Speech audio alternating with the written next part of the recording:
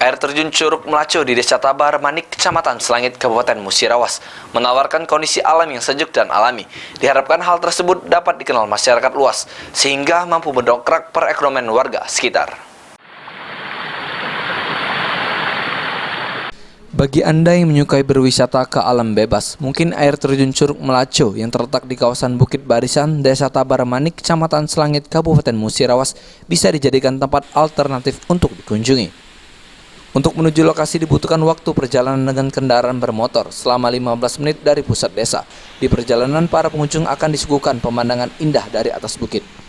Rasa lelah selama perjalanan pun akan sirna saat tiba di lokasi air terjun Curug Melaco yang memiliki aliran air bertingkat dari ketinggian 10 hingga 30 meter dengan air yang jernih serta kesejukan udara Bukit Barisan yang masih sangat alami.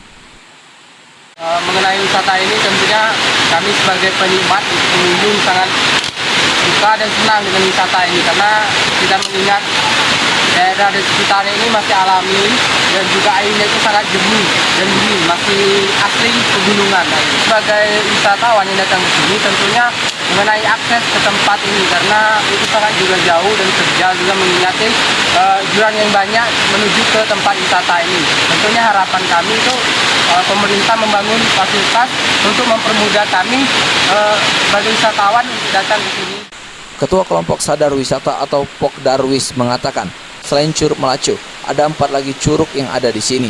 Ia berharap akses jalan menuju lokasi dapat dibangun, sehingga objek wisata ini dapat berkembang dan dikenal oleh masyarakat luas. Di Tabar Manik ini ada 5, yaitu yang pertama itu Curug Melaco, Curug Lakenai, Curug Lembang, Curug Tinggi, dan Curug Air 12 tingkat.